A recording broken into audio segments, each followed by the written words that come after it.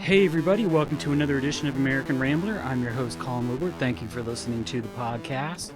On today's show, it is part 2 of my talk with Frank Smyth, the journalist and the author of the NRA, the Unauthorized History, a book that came out last year in 2020, and it gives, as you could tell from the title, a history of the NRA in a way that a lot of people who even maybe think they know the NRA will find some new things in this book. I don't really know much about the NRA's history. Certainly, if you grew up in the 1980s and 90s, you know what the NRA is and how much influence they have wielded on American politics. And I think it's fair to say that the NRA has won the gun culture wars. We live in a very gun-friendly state here in Virginia, which is open carry. We've had the rallies at the Capitol with a lot of guys with AR-15s and the tactical gear, and you're ready for Armageddon. And thankfully, there has been no violence at these rallies, but they certainly are intimidating. And of course, there was the Charlottesville Unite the Right rally. So there are a lot of things wrapped up in the gun culture. You have the NRA, but you also have a lot of white supremacy groups. And on the more left of the spectrum, you have the Black Power movement in the 1960s, which embraced the gun culture.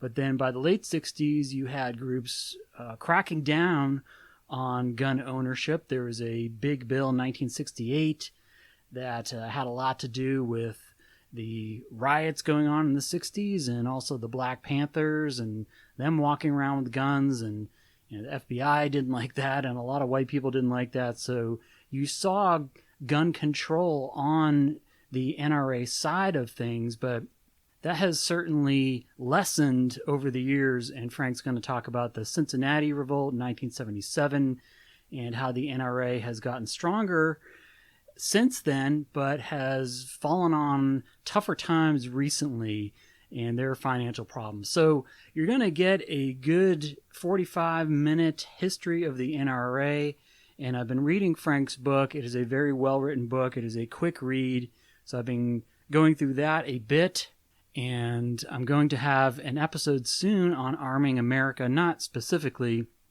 but I'm going to have Michael Belle on, and he's the author of Arming America and other books. So certainly in the last 20 years or so, with the mass shootings from Columbine onward, guns have been in the news a lot. And the day we were talking, Frank and I, there was the shootings in Atlanta, and then a couple days later we had the shootings in Colorado. And I think for a while, because of COVID, people were home and have been isolating.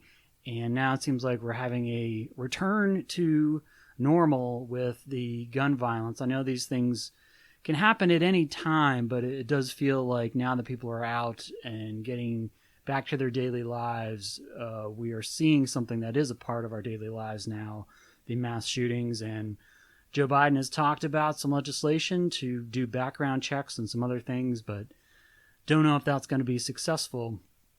So unfortunately, it is an evergreen topic, gun violence in America, and there aren't a lot of books about the NRA, as Frank will tell us. So this book certainly fills a gap in that knowledge, and I'm learning a lot and learned a lot from Frank just in talking to him for the last 45 minutes of our conversation. Frank, in his journalism career, he has been writing about the NRA for a long time, and now it is a book. So this is not only an interesting talk, it's an informative one, and I think you will get something out of it, whether you plan to read the book or not. I hope you do, but I think you will learn something from this podcast. So here it is, part 2 of my talk with Frank Smyth. You've had quite a career as a journalist, and I've had you for over an hour, 20 minutes now. I want to talk about your book about the NRA. Why did you want to write this book? How did you get interested in this topic? I'm guessing you've been around a lot of guns and you've been around a lot of extremists, so it's kind of a natural segue maybe. But Why did you want to, do this now and talk about them?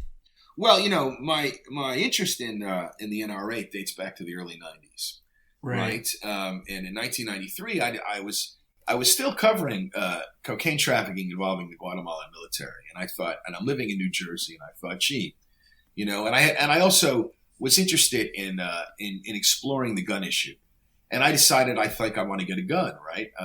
In New Jersey, I had to go through the process, which was really quite interesting in and of itself.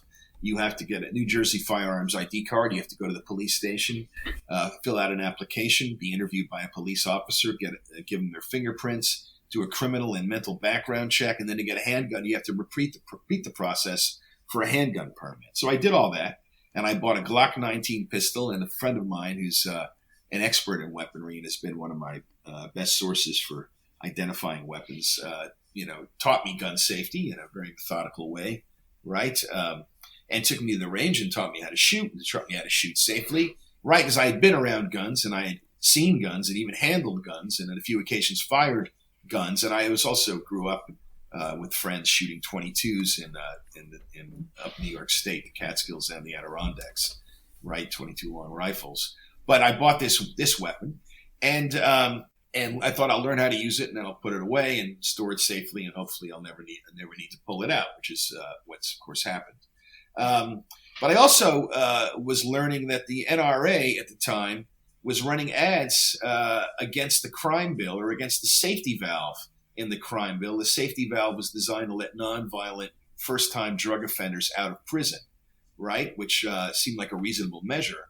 And this would affect a lot of people who were incarcerated, people of color who were incarcerated for crack cocaine based on the weight of the drug, right? Not necessarily the dollar value. And a number of people who were incarcerated for LSD, mainly Caucasians, around something that the DEA called Operation Dead End, based on the weight of the LSD, or the LSD is really microscopic.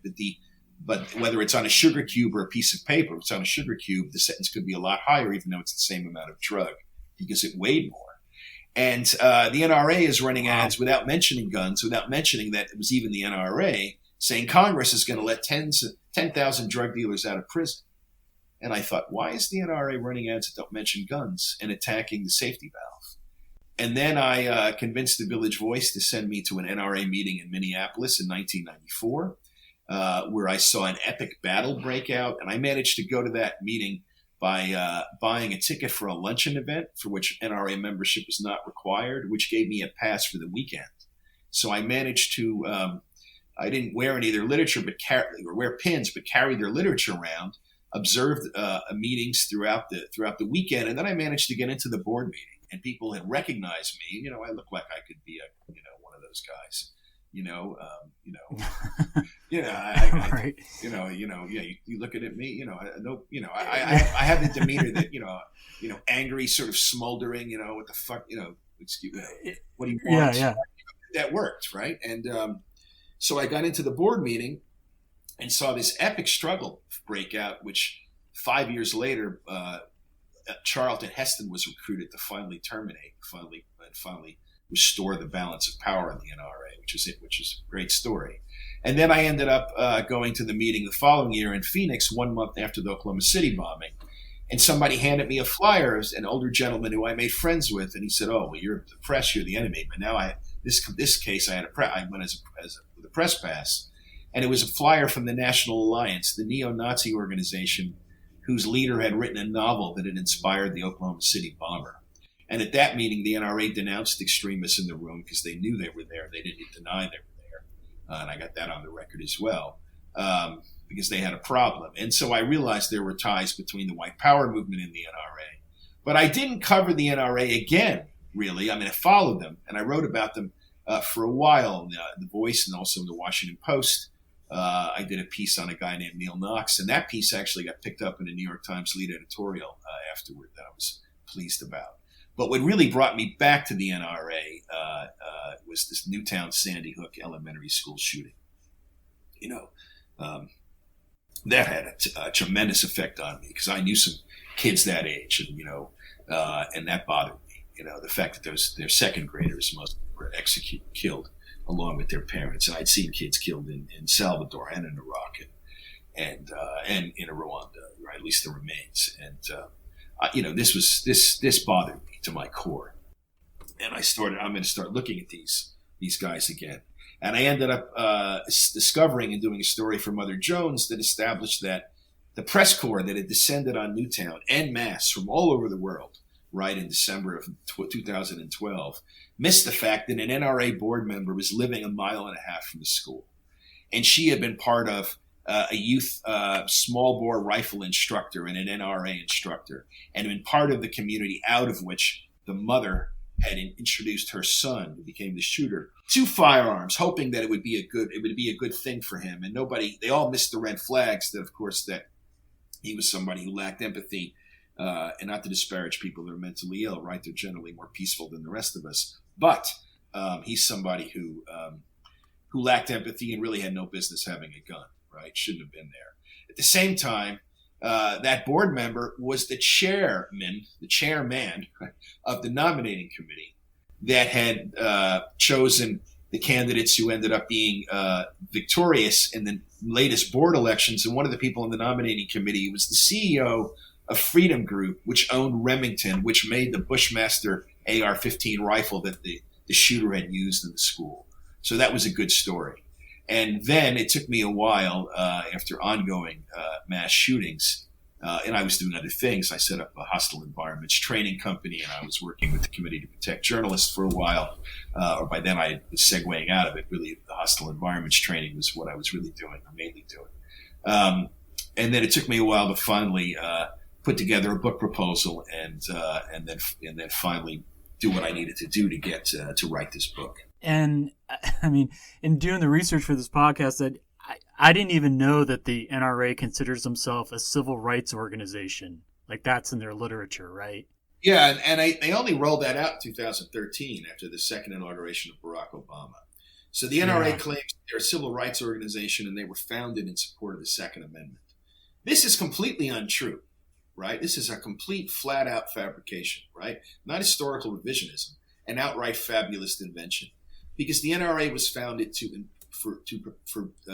train soldiers and able-bodied men in better riflery and marksmanship, to prepare them to be able to shoot straight in future wars that the early NRA thought was coming and would probably involve European powers. That's why they were founded, as a pro-government organization to help the military to be able to improve their riflery skills in anticipation of future battles. And the NRA, the best rifle in the world at the time, were in London. So the National Rifle Association was modeled upon the National Rifle Association of the United Kingdom, Her Majesty's NRA, that had been inaugurated by Queen Victoria 12 years before. But this is a terrible story to tell if you're trying to claim you were founded in support of the Second Amendment.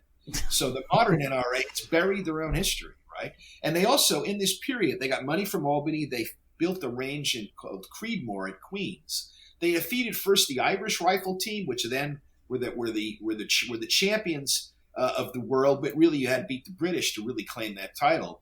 They competed then against the Imperial team, each time on their own range, right? The Imperial team meaning the best riflemen from the British Isles, to become by 1877 the rifle champions of the world, right? A Victorian era triumph and the early NRA's finest hour, right? And nobody in the NRA knows about it. No modern leaders of the NRA or the NRA since 1977 will talk about this, because instead they want to talk about their new origin story, which they more recently added to and falsely claimed that the early NRA stood with freed slaves during Reconstruction against the Ku Klux Klan and helped arm them to secure their Second Amendment rights. And this is also a complete fabulous invention.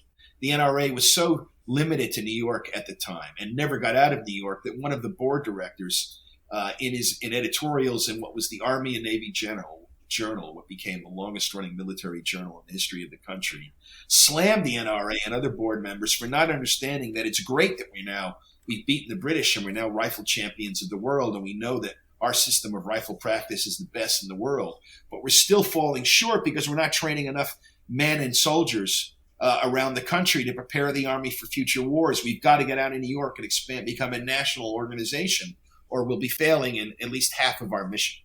And nobody from the North. From the NRA went down south to help arm freed slaves, and nobody did that at all. Nobody helped African Americans at all in terms of arming them, really, until the late 1950s during the start of the civil rights movement. That's partly why I wrote the Unauthorized History of the NRA, because they've been buried their own history to cover up the fact that the NRA either didn't support gun control for 50 years or then did support it, and create all these myths to support this false claim that the NRA has always been a Second Amendment organization, which is completely untrue. They've only been a Second Amendment organization now for less than 44 years. Yeah, it's a really interesting story. And I mean, as I told you, I've been going to have a podcast on the book Arming America, which came out around, I think it was 2000, 2001. Right. That was very controversial. And I'm assuming you know that book. I don't know if you've ever talked. I'm not an expert on it. I am familiar with it. I'm familiar with a little bit of the controversy around it, right? It wasn't, I didn't want to get into that for this book. I wanted to stick to the history of the NRA, but certainly I know something about it. Well, and maybe you can explain kind of where the shift occurs. I mean, you talked about Charlton Heston, but it seems like in the mid-90s, there is the shift among the NRA and also just pro-gun people generally. There's sort of this orthodoxy, this like fundamentalism to it, that the Second Amendment is very clear. Everyone has the right to own a gun, and there really shouldn't be any restrictions on gun ownership, basically. I mean, unless you're a felon, I guess. I'm not sure exactly how they believe all the way down the line. But obviously, by the time Columbine, you start getting these mass shootings, the NRA becomes more vocal, the gun lobby becomes more vocal about trying to protect gun rights, even as all these horrible shootings are happening. You talked about Sandy Hook, but after a while, you can't even keep them straight because there's so many. There's, Las Vegas, there's Virginia Tech. It's just like everywhere it seems they're happening. But what do you kind of see as that shift in the 90s? Like, why does it happen then? That the NRA becomes so much more vocal and so much more extreme, I guess, for lack of a better word. The shift wasn't in the 90s, Colin, actually. The shift was in 1977. Because, the modern gun rights movement likes to claim that its antecedents, its roots go back to the Revolutionary War. However, all the gun rights groups that are active that we know of today were all founded in the early 1970s in response to something called the Gun Control Act of 1968. This was something that the NRA in previous bills had opposed but came around to supporting. And what it ended up doing was banning interstate mail-order guns like the rifle tied to the assassination of JFK, as well as prohibiting gun sales to minors, people deemed mentally ill, and others. So it seemed like a reasonable gun law to many, including the NRA leadership at the time, which supported it, and supported it even saying things like, we don't take an ostrich attitude towards firearms legislation. We know that society creates new problems which demand new solutions.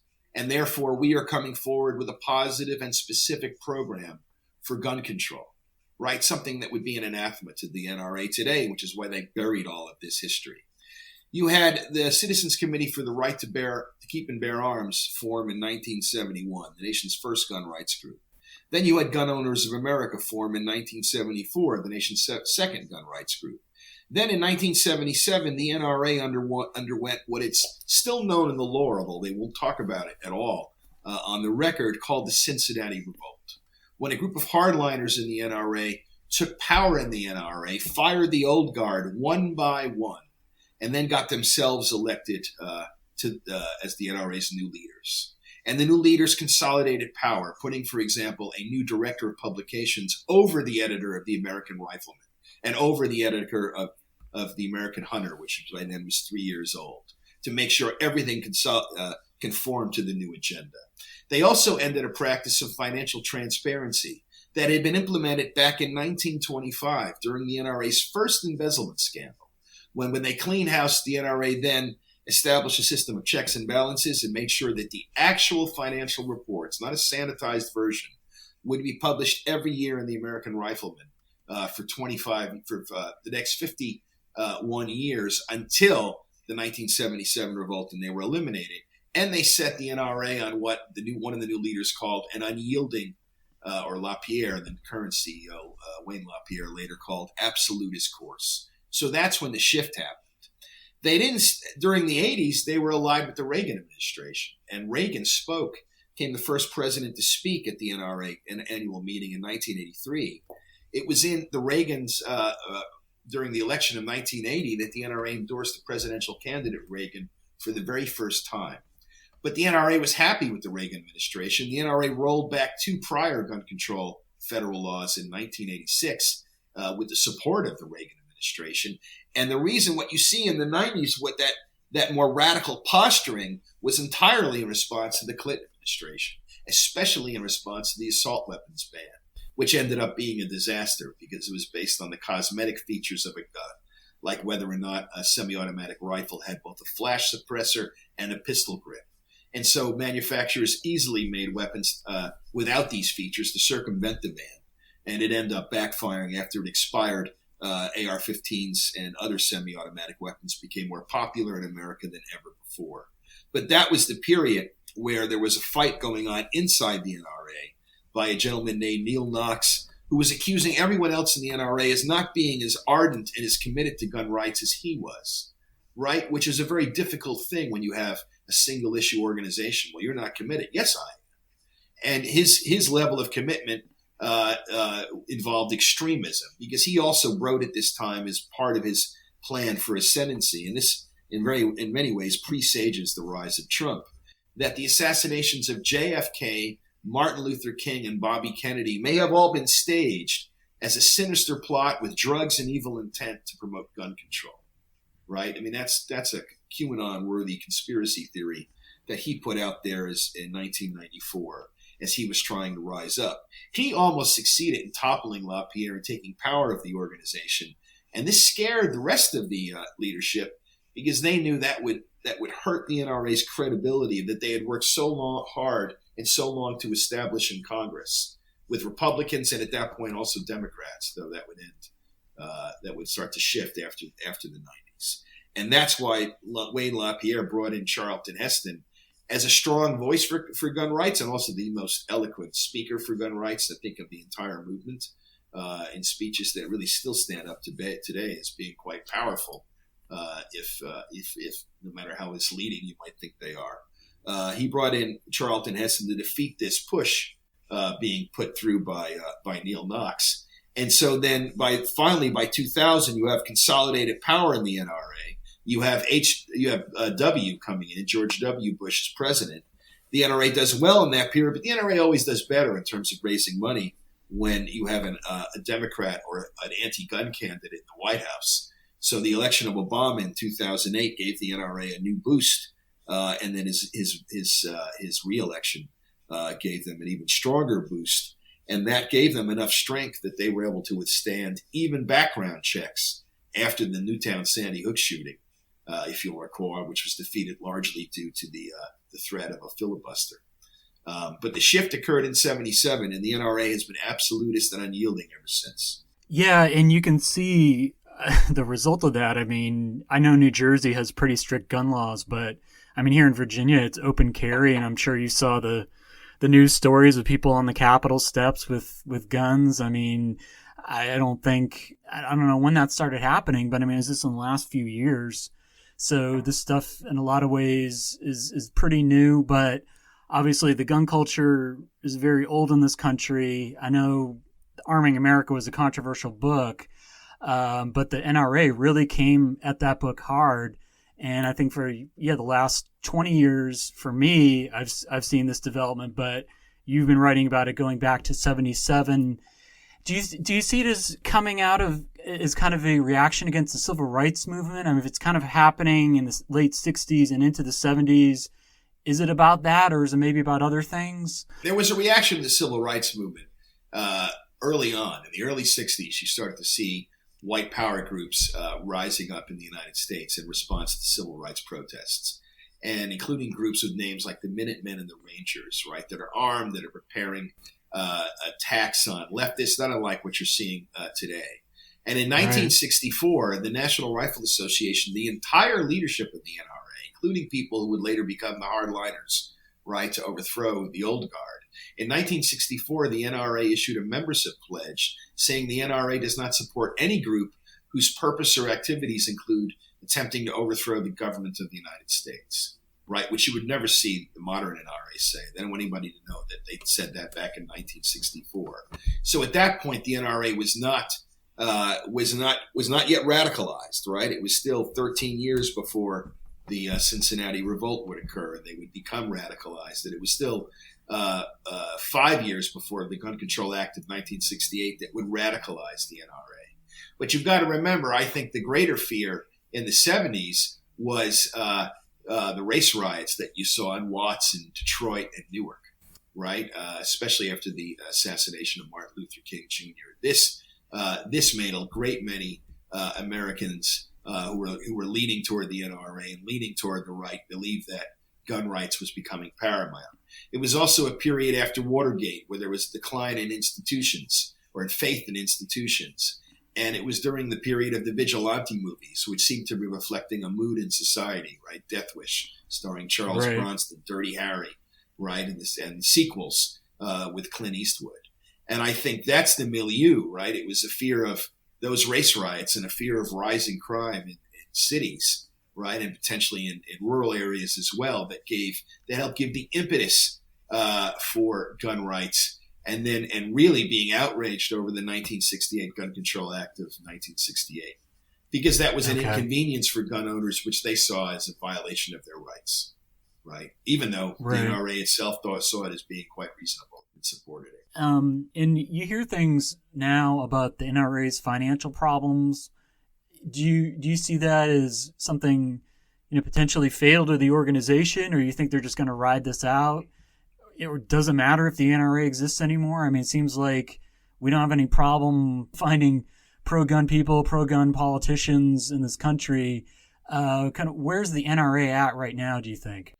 I told NPR not long ago that I thought Letitia James, the New York Attorney General, would probably not succeed in her goal to dissolve the NRA in court, because the NRA is involved in so many shooting activities throughout the country.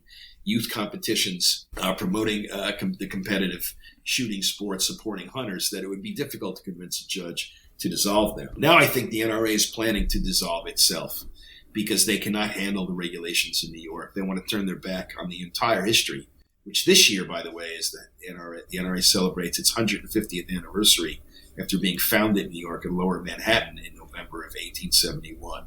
So the NRA, I think, is going to dissolve itself, because that's the only way it can move to Texas, as it claims it wants to do. Oklahoma is trying to court them to come there.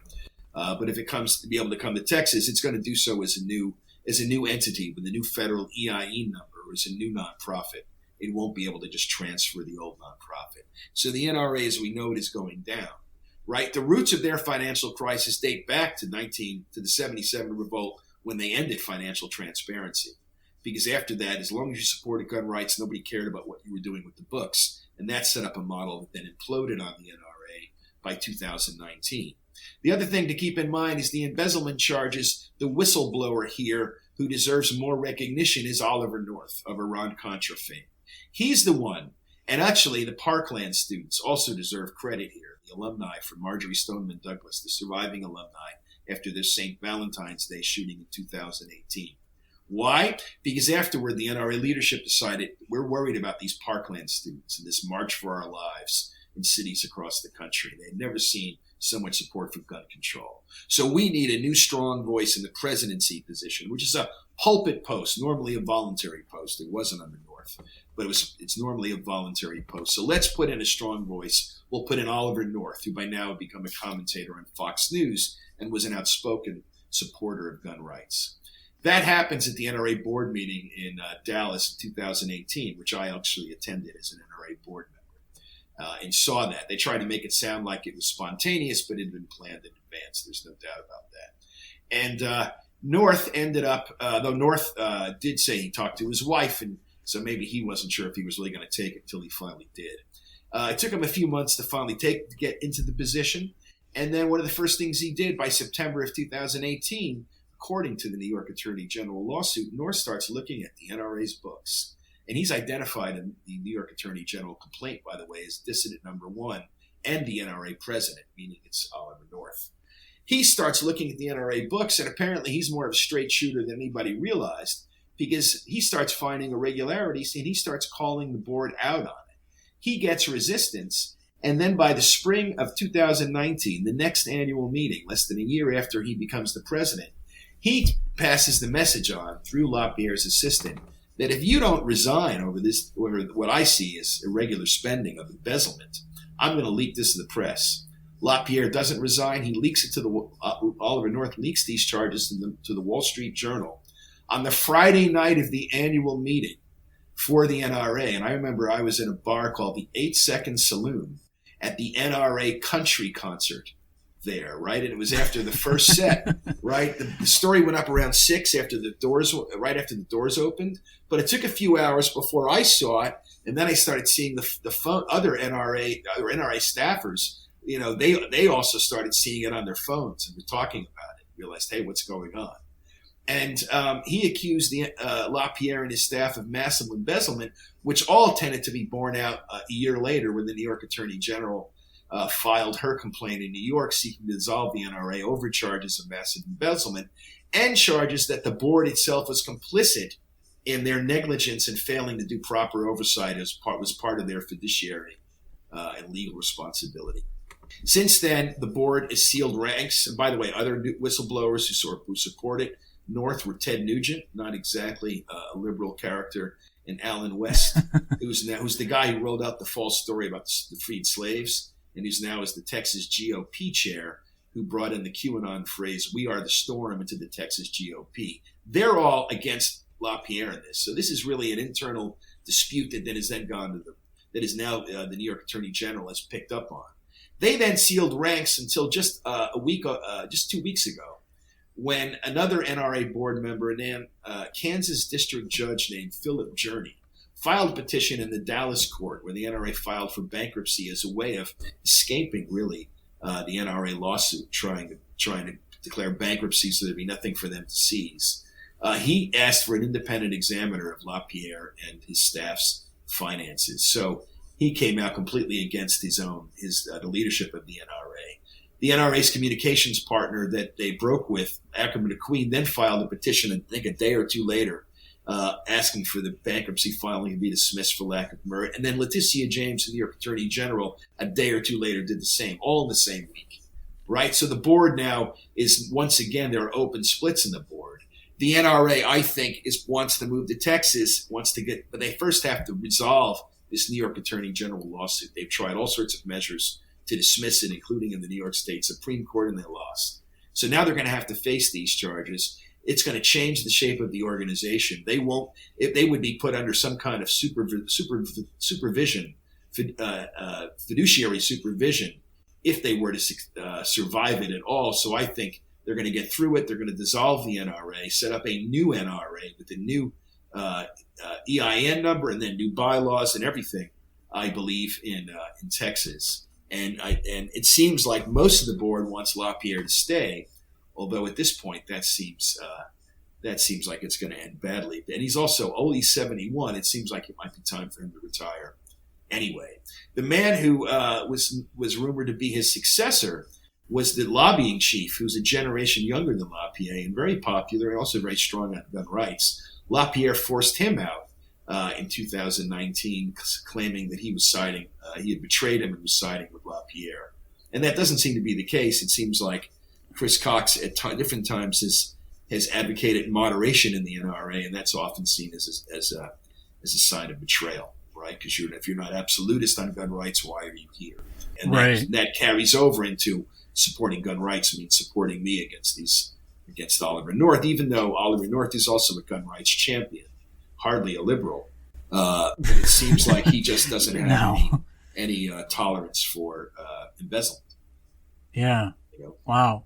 Well, I didn't know it was that serious. I mean, I've heard things, and again, to some degree, it seems like the pro-gun lobby will be fine without the NRA, but I didn't know it was so serious to actually be dissolving the organization. And as you say, it sounds like they'll set up in Texas under some new name, the American gun association or whatever it'll be. Yeah, but I didn't know it was that bad. Well, to kind of to sum up with you, to talk about the reaction to the book. What kind of feedback have you been getting about this? Well, I've gotten very good feedback from the podcast community, from that community. But, the book has largely been ignored, right? The gun reform crowd can't figure out if the book is pro or for the NRA or pro or for gun reform. So they haven't really, if you consider the NRA to be an organization that you wish to limit the power of, there's a lot of material and basically all their secrets. This book could have been titled "Everything the NRA Doesn't Want You to Know About the NRA." Right. But the gun reform crowd are just can't handle it. Right. It's a movement of emotion more than it is anything else. And they're not interested in anybody who isn't a cheerleader, it seems, for them, which is somewhat disappointing, but, that's okay. That's the way it goes. And the NRA has completely ignored the book, although they've made adjustments here and there, like putting something up about their, at least one page saying something about their co-founders, so they haven't buried the legacy of everybody completely, but, they still have. And they've also did a story recently on one of the war heroes who won the Medal of Honor. I did a piece for Stars and Stripes talking about how the NRA has buried 5 generations of war heroes because they didn't support gun control. So they exhumed the legacy of this one gentleman, Merritt Edson, who won the Medal of Honor for the Battle of Guadalcanal, among other decorations in his career. But they don't want to say too much about him because he was okay with gun control during the period. He didn't lead the effort to support gun control, but he was comfortable with the gun control that the NRA had already supported and then would end up supporting. So the book has, it got clobbered by COVID, I must say, right? In the combination of things. I managed to do, and I'm not sure, the book is written so people can draw their own conclusions, but that means that there's nothing polemical in the book, right? I don't say this is everything the NRA doesn't want you to know. I don't say the NRA tells a different history than this history, and this is counter to that. If you read the entire book, you get that. But I think some of the New York Times reviewer, it was an audio review, that ended up having a mistake claiming that the book claims that the NRA came to the defense of the Ku Klux Klan after Reconstruction, which is nothing. I mean, that's completely a total misreading and just a mistake that it has nothing to do with what I reported in the book. And it seems to me that the reviewer didn't necessarily understand the point of the book, because maybe he skipped around in the review, right? And that also led to that unfortunate error, which they corrected online. But it picks up on the false claim that Michael Moore made in Bowling for Columbine that the NRA and the KKK were somehow linked. Right, that's not true either. Right, that's a complete canard. But I did a piece, 5 myths for the NRA. About the NRA in the Washington Post that was quite measured, because it had some myths that are pro, some myths that are anti the modern leadership. And if people ask me, are you pro or against the NRA? Well, which NRA do you mean? The NRA of the first 106 years? That was, I think, an extraordinary organization. And before the Cincinnati Revolt was even as green as Sierra Club, supporting wildlife conservation, suggesting a tax on ammunition to support wildlife conservation, right? Publishing a hunter code of access. After 77, it all shifted to gun rights or access for hunters, right? The conservation part is still there, but nothing like it was before. And and then I did a piece in the New Republic right before the elections about the NRA myths that are fueling the armed right? Because claiming the NRA stood with freed slaves is extrapolated to claim, well, we're not racist. It's gun control itself, which is racist. The NRA stood with freed slaves, This is all BS, right? But it's useful propaganda. And then they also claim that gun control itself is a slippery slope, a slippery slope all the way to gun registration and then disarmament and then genocide. And they claim the Holocaust is the best example of this. This is not true at all. And Holocaust scholars reject that out of hand, right? The evidence is the Jewish community in Europe was neither armed nor had a tradition of resistance. And the Nazis, when they did seize weapons from Jews, those records show that they seized nothing more than hunting rifles or antique rifles and no large caches of weapons, right? But they still But that allows them to claim that the gun control was genocidal.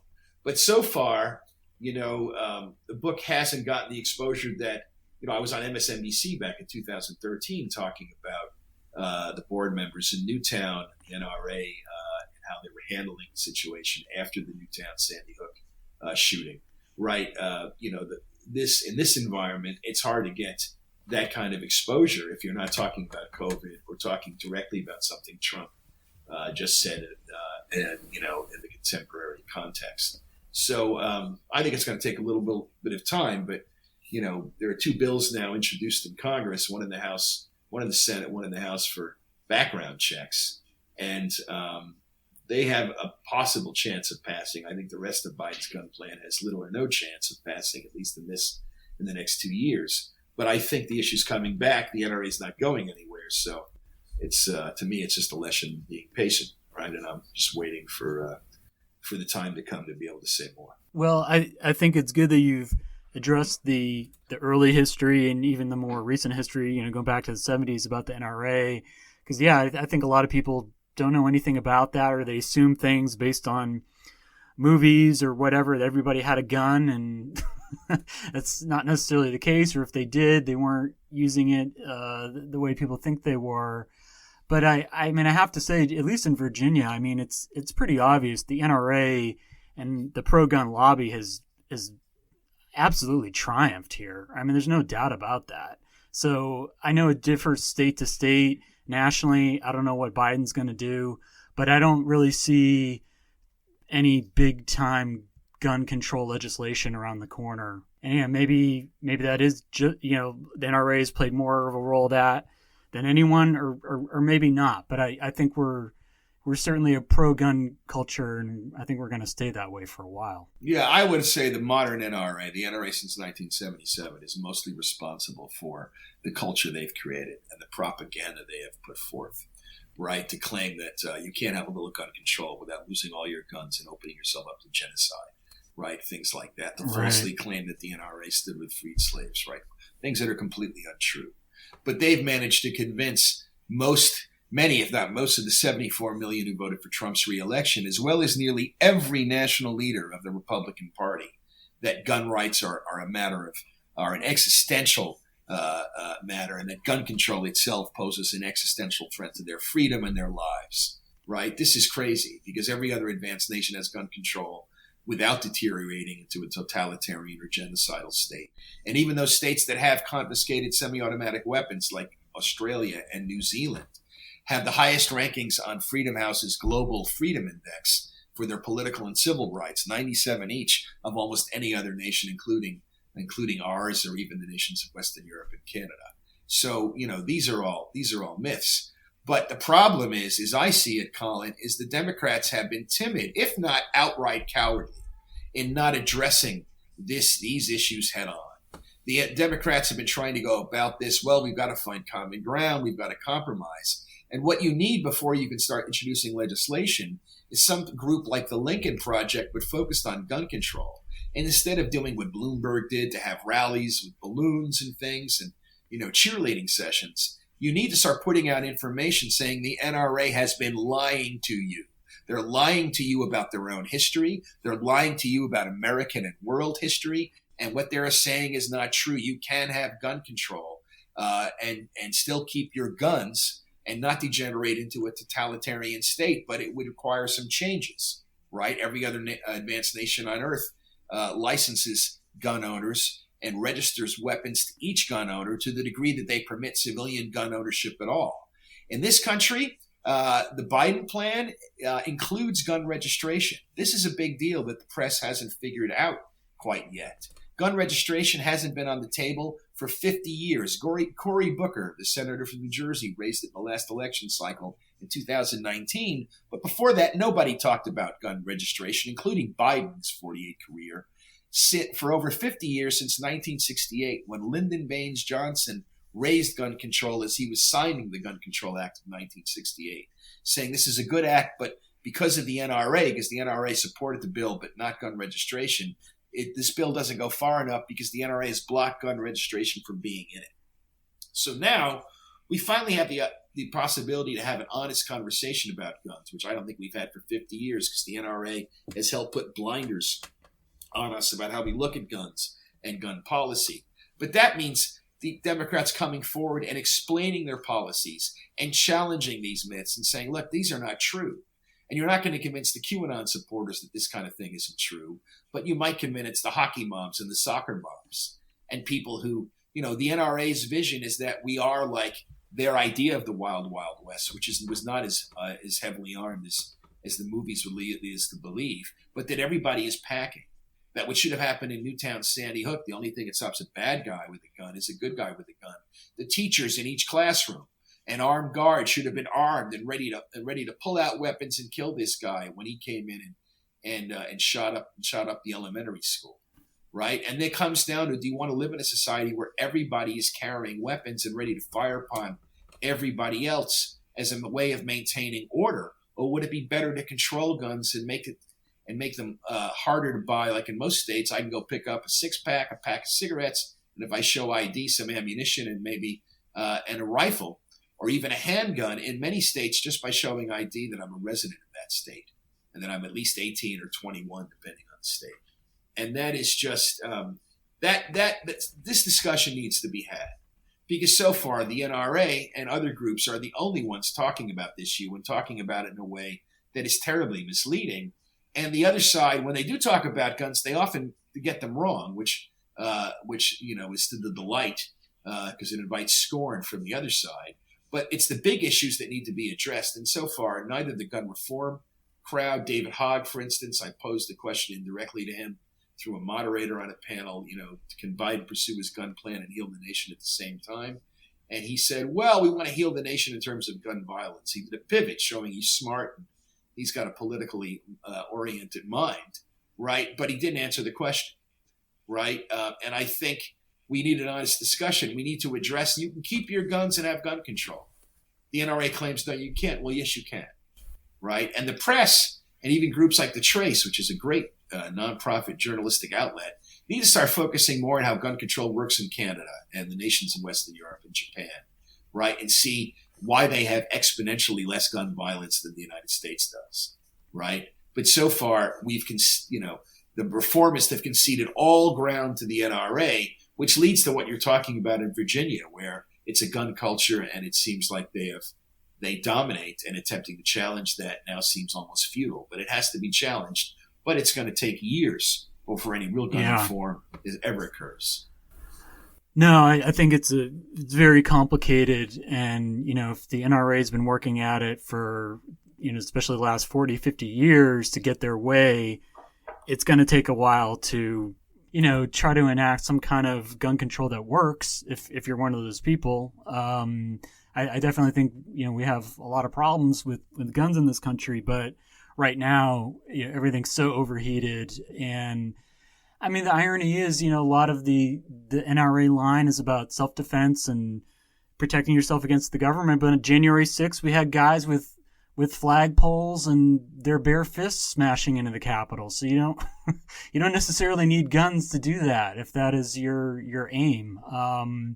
It's going to be tough for Biden to get anything done that really attacks the problem. But I know he's got other issues now.